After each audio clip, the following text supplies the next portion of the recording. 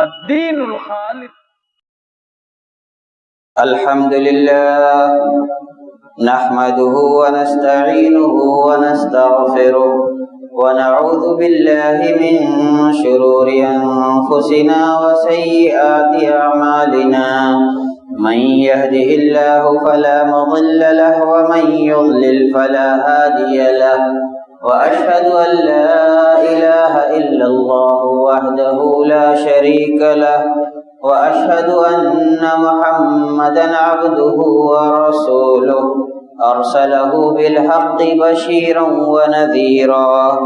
بين يدي الساعة، فمن يطع الله ورسوله فقد رشد، ومن يعصيهما فإنه لا يضر إلا نفسه ولا يضر الله شيئا. أما بعد فإن خير الحديث كتاب الله، وخير الهدي هدي محمد صلى الله عليه وسلم، وشر الأمور محدثاتها، وكل محدثة بدعة، وكل بدعة ضلالة، وكل ضلالة في النار. أعوذ بالله السميع العليم من الشيطان الرجيم. بسم الله الرحمن الرحيم. قاف والقرآن المجيد، بل عجبوا أن جاءهم منذر منهم فقال الكافرون هذا شيء عجيب، أإذا متنا وكنا ترابا ذلك رجع بعيد، قد علمنا ما تنقص الأرض منهم وعندنا كتاب حفيظ، بل كذبوا بالحق لما جاءهم فهم في أمر مريج. أفلم ينظروا إلى السماء فوقهم كيف بنيناها وزيناها وما لها من فروج، والأرض مددناها وألقينا فيها رواسي وأنبتنا فيها من كل زوج بهيج، تبصرة وذكرى لكل عبد منيب. ونزلنا من السماء ماء مباركا فأنبتنا به جنات وحب الحصيد، والنخل باسقات لها طلع نضيد، رزقا للعباد، وأحيينا به بلدة ميتا كذلك الخروج. كذبت قبلهم قوم نوح وأصحاب الرس وثمود وعاد وفرعون وإخوان لوط وأصحاب الأيكة وقوم تبع، كل كذب الرسل فحق وعيد. أفعينا بالخلق الأول بل هم في لبس من خلق جديد. وقال جل شانه إنا أعطيناك الكوثر فصل لربك وانحر إن شانئك هو الأبتر. محترم اسلامی بزرگوں، نوجوان ساتھیوں، عزیز بچوں، پردہ نشین اسلامی ماؤں اور بہنوں، یہ ذوالحجہ کے ایام ہیں اور آج ذوالحج کی 5ویں تاریخ ہے۔ چند ایام بچے ہیں جو عشرہ، جس کی قسم اللہ تبارک تعالیٰ نے کھائی ہے کہ والفجر ولیال عشر، قسم ہے فجر کے وقت کی اور 10 راتوں کی، ان میں سے آدھے ایام گزر چکے ہیں۔ اللہ کے رسول صلی اللہ علیہ وسلم ان ایام کی فضیلت کے متعلق ارشاد فرماتے ہیں کہ ما من ایام العمل الصالح فیہن احب الی اللہ من هذه العشر، قالوا ولا الجهاد یا رسول اللہ، قال ولا الجهاد الا رجلا خرج بنفسه وماله ثم لم يرجع من ذلك بشيء، کہا کہ ان 10 دنوں میں اعمال صالحہ سے زیادہ اللہ کو کچھ محبوب نہیں۔ صحابہ میں سے کسی نے سوال کیا کہ اللہ کے راستے میں جہاد بھی نہیں، آپ کچھ دیر خاموش رہے۔ اس کے بعد آپ نے کہا صلی اللہ علیہ وسلم کہ اللہ کے راستے میں جہاد بھی نہیں، سوائے ایک ایسے شخص کے جو اپنا سب کچھ لے کر کے نکلا، جان مال سب کچھ، اور سب اللہ کے راستے میں گنوا کر کے چلا آتا ہے، کچھ بھی واپس نہیں لاتا، تو اس کا عمل بڑھ سکتا ہے۔ ہمیں ان ایام کو غنیمت جاننے کی ضرورت ہے، اور ان ایام میں وہ تمام اعمال صالحہ اللہ رب العزت کی رضا اور خوشنودی کے لیے انجام دینے کی ضرورت ہے، جن کی فضیلت ان ایام کی فضیلت کی وجہ سے اور بڑھ جاتی ہے۔ نفل نمازیں ہو گئیں، روزے ہو گئے، صدقات و خیرات ہو گئے، صلہ رحمیاں، اور اپنے ان اقربا اور رشتہ داروں کی زیارت کے لیے، ملنے کے لیے جانا، جن سے ہم عام دنوں میں اپنے بہت سارے مشاغل اور مصروفیات کی بنا پر نہیں مل پاتے۔ سال کے ان بہتر ترین دنوں کے غنیمت جانتے ہوئے ہم کوشش کریں کہ ایسے اعمال انجام دیں جو ہماری دنیا اور آخرت دونوں کے لیے نفع بخش ہوں۔ اللہ کے رسول صلی اللہ علیہ وسلم فرماتے ہیں من سرہ ان یبسط لہ فی رزقہ وینسأ لہ فی اثرہ فلیصل رحمہ، کہ جسے بھلا لگے، جسے یہ بات پسند ہو کہ اس کا رزق کشادہ کر دیا جائے۔ آج ہم رزق کی تنگی کی بات تو کرتے ہیں، لیکن رزق کی کشادگی کے اسباب نہیں تلاشتے۔ ہماری کتنی ایسی بزرگ خواتین جو گھروں میں بیٹھ گئی ہیں، کہیں آنے جانے کے قابل نہیں، ہماری قریب کی رشتہ دار ہیں، اور دن بھر ان کی یہ خواہش رہتی ہے کہ ان کا کوئی اپنا قریب کا رشتہ دار آئے، کچھ دیر ان کے ساتھ بیٹھے، ان کی غم گساری کرے، ان کے حالات جانے، اس کے نتیجے میں ان کا دل بھی بہل جائے، اور آپ اللہ رب العالمین کے یہاں بہترین اجر و ثواب کے مستحق ٹھہریں۔ یہ سال کے سب سے بہترین دن ہیں، بلکہ مسند ابو یعلا، مسند بزار، صحیح ابن حبان وغیرہ کی روایت میں اللہ کے رسول صلی اللہ علیہ وسلم نے اس کو افضل ایام الدنیا کہا ہے، دنیا کے سب سے بہترین دن۔ کچھ لوگ سوال اٹھاتے ہیں کہ تو رمضان کے آخری عشرے سے بھی زیادہ بابرکت ہیں یہ دن۔ اگر غور کیا جائے ان ایام میں جو عبادتیں انجام پاتی ہیں، کہ یہ ایک حرمت اور احترام والے مہینے کے ابتدائی 10 دن ہیں، اسی 10 دنوں کے اندر حج کے تمام مشاعر اور ارکان ادا کیے جاتے ہیں، منا، مزدلفہ، طواف کعبہ، رمی جمرات، قربانی، اور اسی مہینے کی 10ویں تاریخ کو اسلام کا دوسرا تہوار عید الاضحیٰ منایا جاتا ہے۔ اور جہاں رمضان کی راتوں میں، آخری عشرے کی طاق راتوں میں خاص طور سے اللہ تبارک تعالیٰ نے لیلۃ القدر رکھی ہے، امام ابن تیمیہ رحمۃ اللہ علیہ نے دونوں کے درمیان بہت ہی بہترین جمع کی صورت یہ نکالی ہے کہ یہ سال کے بہترین 10 دن ہیں، اور رمضان کے آخری عشرے کی راتیں سال کی بہترین راتیں ہیں۔ لہذا ان ایام کو غنیمت جاننا چاہیے، زیادہ سے زیادہ عبادتوں میں مصروف رہنا چاہیے۔ اگر آپ کوئی بدنی عبادت نہیں کر سکتے تو دل کو اللہ کی یاد سے آباد رکھیے، اور اگر آپ بیٹھے ہیں، ہاتھ پاؤں سے کام کر رہے ہیں، تو زبان اللہ کے ذکر سے تر رکھیے، ہونٹ ہلتے رہے، زبان ہلتی رہے، تسبیح، تحمید۔ ان ایام میں بکثرت تکبیر کہنا اللہ کے رسول صلی اللہ علیہ وسلم کی سنت ہے، اور ابو ہریرہ اور ابن عمر رضی اللہ تعالیٰ عنہما بازار نکل کے بآواز بلند تکبیر کہتے تھے تاکہ لوگ ان کی آوازوں کو سن کر تکبیر کہنے لگیں۔ افسوس ہمیں بلند آواز سے گانا گانے میں ہچک نہیں ہوتی،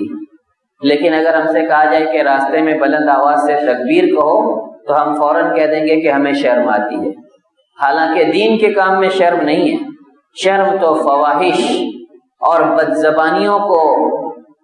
عمل میں لاتے ہوئے آنی چاہیے کہ ہم اپنی زبان کو کن چیزوں سے آلودہ کر رہے ہیں۔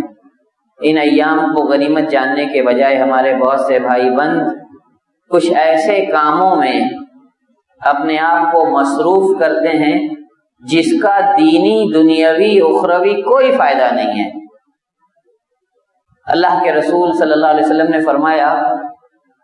کہ دنیا کی سب سے اچھی جگہیں یہ مساجد ہیں جو آسمان والوں کے لیے ایسے ہی چمکتی ہیں جیسے زمین والوں کے لیے آسمان کے ستارے چمکتے ہیں، اور دنیا کی بدترین جگہیں بازار ہیں جہاں شیطان اپنا ڈیرا جماتا ہے اور جہاں رہنے والے اکثر اللہ کے ذکر اور عبادت سے غافل ہو جاتے ہیں۔ اسی لیے اللہ تبارک تعالیٰ نے جب جمعہ کے دن اذان ہو جائے تو کام کاج چھوڑ کر مسجد کی طرف لپکنے کا حکم دیا۔ ہوتا کیا ہے، بکرے کی منڈیاں لگ گئیں، قربانی سب کو کرنی ہے اور جانور ہر ایک کو خریدنا ہے، لیکن اگر آپ ضرورت سے منڈی جا رہے ہیں تو ٹھیک ہے، لیکن یہ ایک ہابی بنا لیا جائے، شوق بنا لیا جائے، صبح ہوئی، شام ہوئی، دوپہری ہوئی، ذرا سا فرصت ملی یا فرصت نہیں بھی ہے تو کام کاج چھوڑ کر چلو منڈی ٹہل کے آتے ہیں۔ اس بکرے کی پشت پہ ہاتھ رکھا، اس کی پشت پہ ہاتھ رکھا، اس کی بولی ٹھولی کی، اس کی بولی ٹھولی کی، لیا یا نہیں لیا، چلے آئے۔ میرے بھائیوں، ہم اس کام کو بہت ہلکا سمجھتے ہیں، لیکن اس کے نتیجے میں ہم اور آپ بہت ساری پریشانیوں سے دوچار ہوتے ہیں جس کا ہمیں احساس بھی نہیں ہے۔ سب سے پہلی چیز غور کیجئے، آپ بار بار منڈی جا رہے ہیں اور آپ بکرے کی خواہش ظاہر کر رہے ہیں، سوداگر کے ذہن میں یہ خیال آئے گا کہ بہت ضرورت ہے لوگوں کو، دام اونچا کر کے رکھو، تو گویا آپ قیمت کے بڑھنے کا سبب بن رہے ہیں بار بار منڈی جا کر، اور اسلام نے اس سے منع کیا ہے کہ آپ کی وجہ سے منڈی کا بھاؤ نہ بڑھے، اس کی کوشش ہونی چاہیے۔ ہم میں سے کتنے لوگ اس کا خیال کرتے ہیں؟ پھر اس آلودگی میں، اس گندگی میں، اور جہاں آج طرح طرح کی انفیکشن اور بیماریوں کا زمانہ ہے، آپ بار بار جانا، خود کو ان بیماریوں کے خطرے سے دوچار کرنا اور اپنے گھر والوں کو بھی، یہ اس پر مزید ہے۔ دوسری چیز، آپ جب بار بار منڈی آتے اور جاتے ہو، اس میں آپ کا جتنا وقت ضائع ہوتا ہے اور دنیا کے بدترین خطے میں آپ جاتے ہو، اگر یہی وقت ہم عبادت میں لگائیں، قرآن مجید کی تلاوت کریں، ذکر و اذکار کریں، وہ مسنون دعائیں جو صبح و شام پڑھنے کی ہیں، یا جن دعاؤں کی بڑی فضیلت آئی ہے معذورہ دعاؤں کی جو ہمیں نہیں یاد ہیں، ان کے یاد کرنے کا، ان کے سیکھنے کا اہتمام کیا جائے تو یہ اس سے زیادہ بہتر ہے۔ اور جو چیز بار بار منڈی جانے سے لازم آتی ہے وہ یہ کہ ہم میں سے بہت سے لوگ ہمارے اس عمل کو اس ناحیے سے بھی دیکھتے ہیں کہ ان کو لینا دینا کچھ نہیں، ان کے پاس کوئی کام دام نہیں ہے، یہ جب ہوتا ہے اٹھ کر کے منڈی چلے جاتے ہیں۔ تو اپنے آپ کو معاشرے کا ایک معطل اور بے فائدہ، بیکار کا فرد ثابت کرنے سے بھی بچنے کی ضرورت ہے۔ منڈی آپ جائیں، قربانی کس لیے کر رہے ہیں وہ جذبہ ذہن میں کار فرما ہو، اور مول تول کتنا کرنا چاہیے۔ علماء کرام سے فتویٰ پوچھا گیا، امت کسی چیز میں کوتاہ نہیں ہے۔ لوگوں نے فتویٰ پوچھا کہ کیا جانوروں کا مول بھاؤ کرنا جائز ہے؟ لجنہ دائمہ کے پاس فتویٰ گیا، سعودی عرب کا جو پرماننٹ چیمبر فار فتویٰ ہے، علماء نے کیا ہی بہترین جواب دیا، کہا کہ اگر قیمت مناسب ہے جس میں غبن، دھوکہ بہت معمولی ہوتا ہے، 100 200 400 روپے کا، تو آپ کو زیادہ مول بھاؤ کرنے کی ضرورت نہیں ہے۔ لیکن اگر سوداگروں نے قیمت بہت زیادہ بڑھا دی ہے اور یہ معلوم ہو کہ یہ جانور کی عام معتاد قیمت سے بہت زیادہ ہے، تب آپ مول بھاؤ کر سکتے ہیں۔ یہاں لینا ہے یا نہیں ہے، منڈیوں کی سیر ہوتی ہے اور مول بھاؤ ہوتے ہیں، یہ بیچا عمل ہے۔ اور اسلام میں تصرفات الفضولی یعنی جو بیکار کا کام ہو آدمی کرے اس کی کوئی گنجائش نہیں ہے۔ اب آتے ہیں قربانی کا حکم کیا ہے۔ ان مسائل کی تذکیر ہر سال کرائی جاتی ہے، یاد دہانی کرائی جاتی ہے۔ لوگ کہتے ہیں کیا ضرورت ہے، ہم تو سب جانتے ہیں۔ قربانی سنت مؤکدہ ہے، اور کچھ لوگ نصوص سے اجتہادی دلائل کی روشنی میں اس کو واجب کہتے ہیں، جو قول کے مرجوح ہے۔ میں قول کو جان بوجھ کر کے قائلین کی طرف منسوب نہیں کر رہا ہوں تاکہ جذبات اچھالنے کا کام انجام نہ دیا جا سکے۔ تو جن لوگوں نے واجب کہا ہے ان کا قول مرجوح ہے۔ جمہور ائمہ کے نزدیک قربانی سنت مؤکدہ ہے۔ نبی کریم صلی اللہ علیہ وسلم نے جب تک آپ مدینہ میں رہے قربانی کی اپنے اور اپنے گھر والوں کی طرف سے۔ ایک جانور آپ کی سنت یہ تھی، اکثر آپ ایسا کرتے تھے کہ اپنے گھر والوں کی جانب سے اور ایک اپنی پوری امت کی طرف سے کرتے تھے۔ اس سے استدلال کیا ہے کہ سارے گھر والوں کی جانب سے، چاہے جتنے بھی افراد خانہ ہوں، گنتی کی قید کے بغیر ایک جانور کافی ہے۔ ایک گھر والوں کی طرف سے ایک قربانی کافی ہے۔ اگر اللہ نے وسعت دی ہے تو وہ آپ کے اختیار میں، آپ کتنے کرتے ہو، لیکن اس میں بھی سیرت ابراہیمی بہت لمبا موضوع ہے اور ان کے زندگی کا ہر گوشہ ایک کتاب ہے، تو وہ ایک 30 منٹ کا موضوع ہرگز نہیں ہے۔ لیکن انہوں نے جو قربانیاں دی، بیٹے کو ذبح کرنے کی بات آئی تبھی یہی سنت ہے، تو اس جذبے کو کار فرما رکھیے سامنے کہ اگر ہمیں بھی اپنے جان و مال کی قربانی دینے کی ضرورت پیش آئی تو ہم اس سے پیچھے نہیں ہٹیں گے، اور اسی جذبے کے ساتھ قربانی کیجیے۔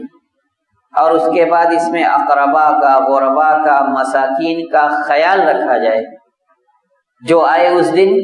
محتاج بن کر کے آپ کے سامنے، آپ اس کی حاجت روائی کی حتی الامکان کوشش کیجیے۔ قربانی کا جانور کیسا ہو؟ اللہ کے رسول صلی اللہ علیہ وسلم نے 4 قسم کے جانوروں کی قربانی کا حکم دیا: گائے، بھینس، گائے، اونٹ، گائے، بکری اور مینڈھا۔ بھینس کی قربانی یہ بھی ایک برننگ ایشو ہے آج کل کے زمانے میں کہ بھینس گائے ہے اور اس کی قربانی ہو سکتی ہے یا نہیں۔ گزشتہ 2 سالوں سے سب سے پہلے مہاراشٹر کی جمعیت کے کچھ علماء نے اہل لغت کی باتوں پر اعتماد کر کے گائے کے، بھینس کی قربانی کے جواز کا فتویٰ دیا اور یہ کہا کہ یہ گائے کی ایک قسم ہے، اور اگر اس کا ایک ارتقائی جائزہ لیں تو اللہ کے رسول صلی اللہ علیہ وسلم کی وفات کے تقریباً بہت بعد تک سرزمین عرب میں گائے نہیں پائے، بھینس نہیں پائی جاتی تھی۔ لیکن بعد میں جب لوگوں نے بھینس رکھی، جرمنی سے سب سے پہلے بھینس سعودی عرب میں پہنچی کہا جاتا ہے، تو جن لوگوں نے گائے کا کاروبار کر رکھا تھا انہوں نے ساتھ میں بھینسیں بھی رکھی۔ تب مسئلہ شروع ہوا، بھینس پال لی ہے تو اس کا دودھ کھا سکتے ہیں کہ نہیں؟ تو پہلے قیاس ہوا گائے پر، ٹھیک ہے دودھ کھا سکتے ہیں۔ پھر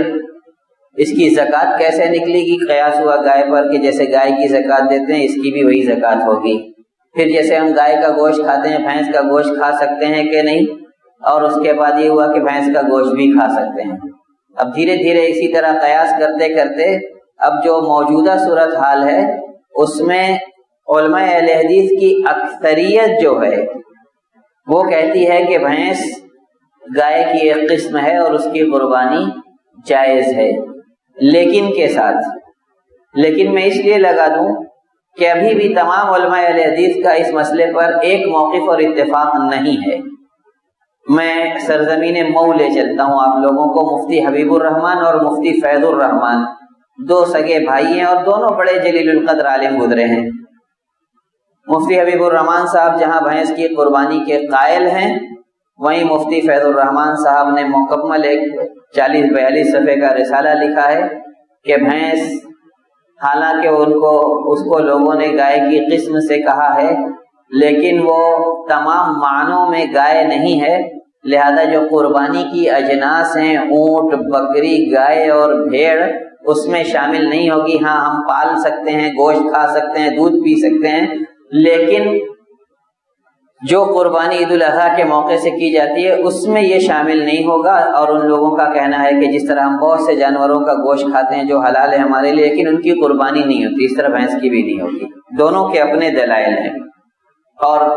فریقین کی بات کو سامنے رکھتے ہوئے اس کو آدمی کی اپنی انڈیویجول اور پرسنل سوچ پر چھوڑنا چاہیے کہ اگر اس کا دل جمے تو وہ بھینس کی قربانی کرے۔ تو ان 4 قسم کے جانور اور سب کی جو عمر ہے وہ مربوط ہے اس کی کہ لا تذبحوا الا مسنہ۔ امام مسلم نے اس کو روایت کیا، صحیح مسلم کی حدیث ہے کہ دانتے جانور کی قربانی کرو۔ تو جانور جو بکری یا بکرا ہوتا ہے وہ 1 سال میں عموماً دتا ہو جاتا ہے، اور اسی طرح سے گائے 2 سال میں یا 3 سال میں، اور اونٹ 5 سال میں۔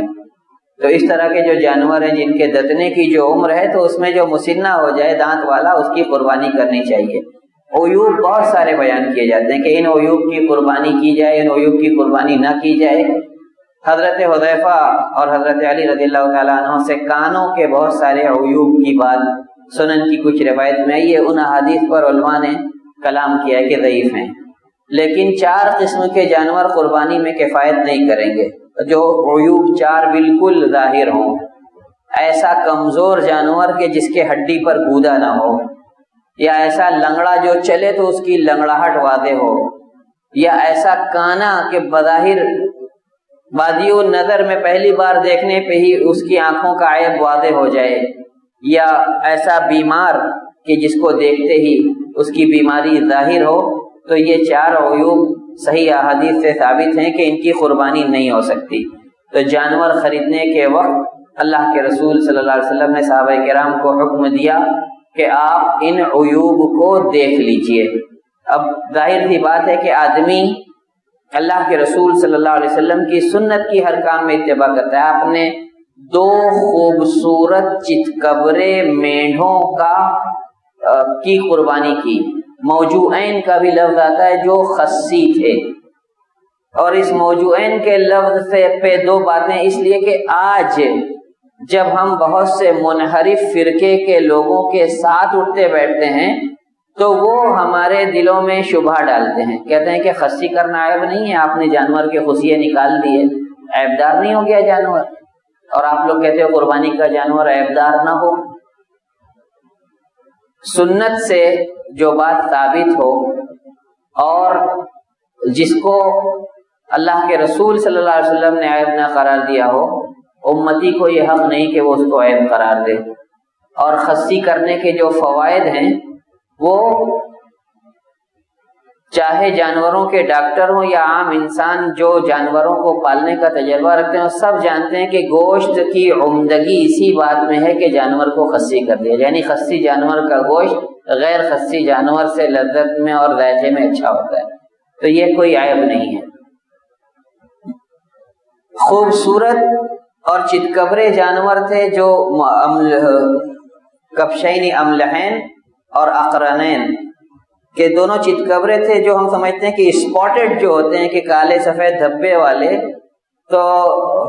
جو معنی اس کا لغت میں دیکھنے سے سمجھ میں آیا وہ یہ ہے کہ جس کے بالوں میں دونوں رنگ کے بال ہوں، جیسے لال اور سفید بال ملے کچھ بکرے ہوتے ہیں دیکھنے میں سرخی مائل سفید لگتا ہے، یا کچھ سرمئی رنگ کے بکرے ہوتے ہیں، اس پر دھبے نہیں ہوتے لیکن ان کے بالوں کو دونوں رنگ کا پایا جاتا ہے۔ تو جو ہے املحین کا مطلب یہ تھا کہ ملوحت تھی، اس کے اندر خوبصورتی تھی، اور سینگ دار تھے، لہذا اگر سینگ دار جانور ہو تو زیادہ بہتر ہے، منڈے کو بھی عیب نہیں مانا گیا ہے۔ اب ایک آخری بات جو بہت پوچھی جاتی ہے کہ اللہ کے رسول کی طرف سے آپ لوگ قربانی کیوں نہیں کرتے؟ اللہ کے رسول صلی اللہ علیہ وسلم کو ہر امتی کے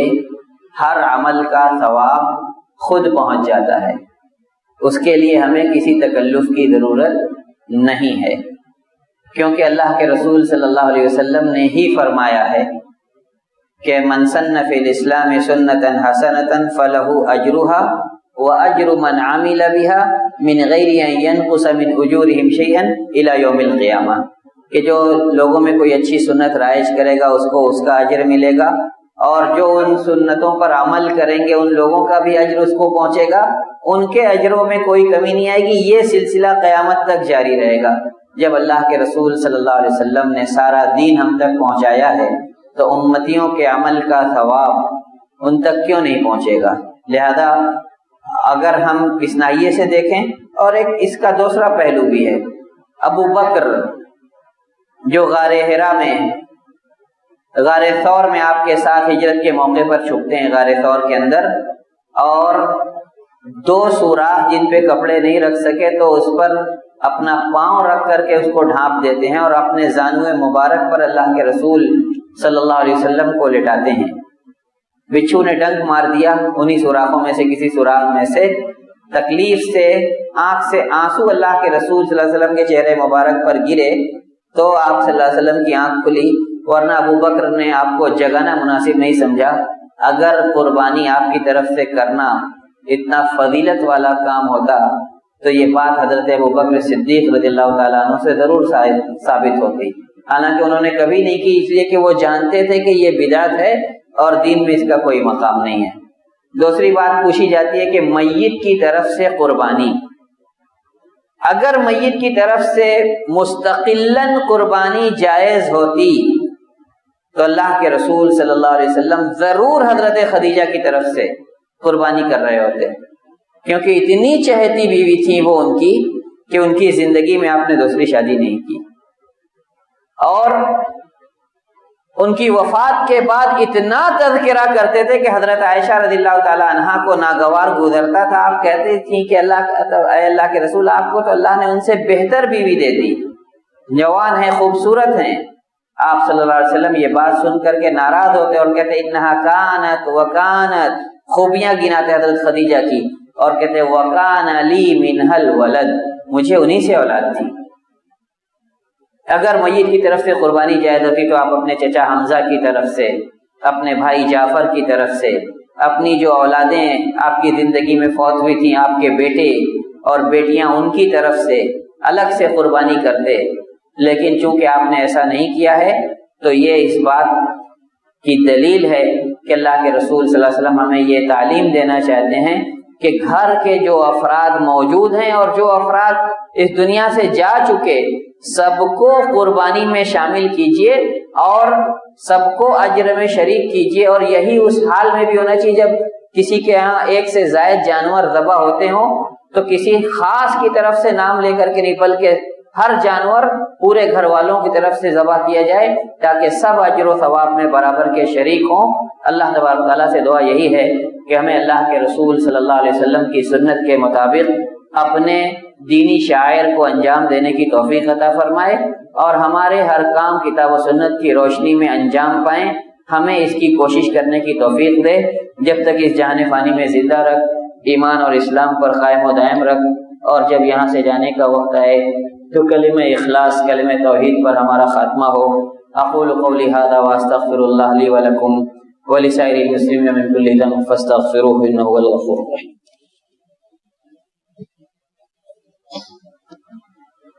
الحمد لله الذي لم يتخذ ولدا ولم يكن له شريك في الملك ولم يكن له ولي من الذل وكبره تكبيرا۔